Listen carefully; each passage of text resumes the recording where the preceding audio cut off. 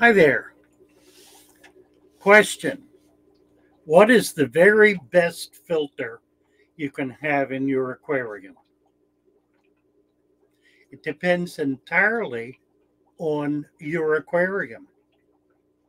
It depends on how you have your aquarium set up, how you feed your fish in your aquarium, what kinds of fish are in the aquarium, and on and on.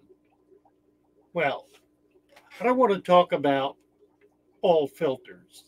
I want to talk about one particular type of filter.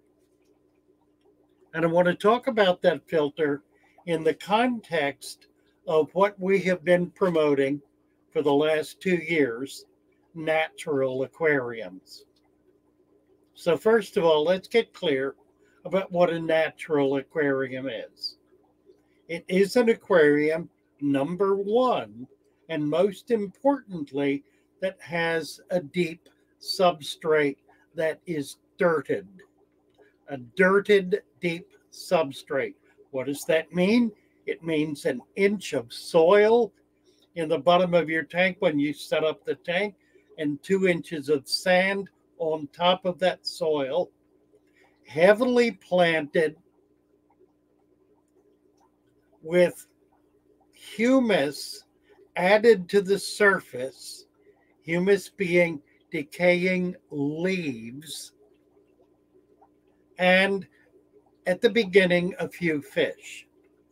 The fish can be added too. So over a period of time, you can have more fish.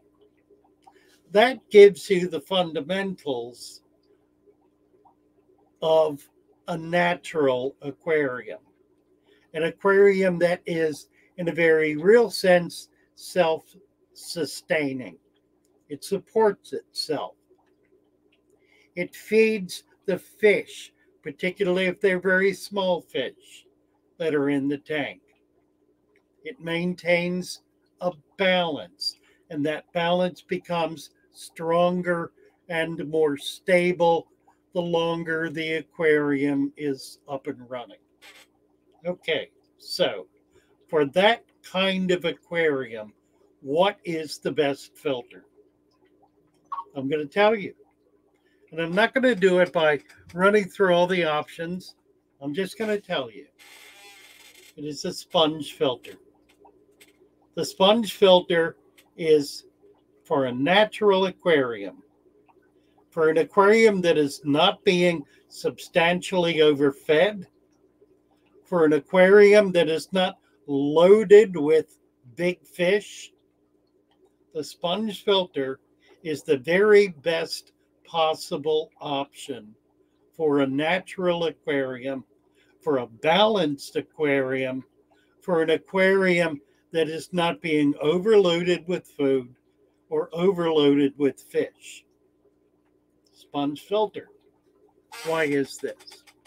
Well, number one, because it does not move a horrendous amount of water. It doesn't turn the water over 5 times an hour, the way some hang on the back filters or canister filters do. Why is that important? Because it's not necessary. In a natural aquarium, it is not necessary to constantly being filtering the water column. Why? Because in a natural aquarium, the water column is not filled with detritus. It doesn't have a load of biological material in it. It is not being treated as though it is some kind of garbage dump that has to be drained and water has to be changed in it routinely in order for it not to become foul and kill the fish. In a natural aquarium, water changes are minimal. Once a month, once every 6 months is not unheard of. As the tank becomes balanced, and the nutrients remain in the substrate where they belong and not in the water column, there is less for a filter to do.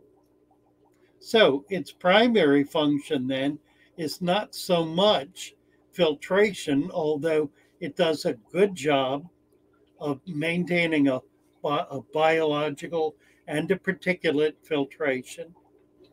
Its most important function is to move the water, to create circulation, a very slow circulation, a very gradual circulation, nothing that's going to be substantial or obtrusive or cause a huge swell in water to be moving through the aquarium. In a natural system, a slow, gradual, continuous flow of water keeps the water oxygenated top to bottom and allows for the particulate matter that is in the tank to be filtered out, the ammonia that is in the water to be filtered out, although the sand frankly does a better job of that than the sponge filter. So its primary function is to keep the water crystal clear, make sure there's no particulate matter floating around, to remove whatever ammonia is in that water, although the plants do a stupendous job of just that, and to keep the water moving, to keep it circulating, to keep a slow, gradual flow that allows oxygen to reach the bottom of the tank and flow throughout the entire water system. So there you have it. The very best filter for a natural aquarium is a sponge filter. It is less obtrusive. It is easier to maintain. I clean these once every 6 months. Once every 6 months. It is easier to maintain. It is less obtrusive. It does not stir things up.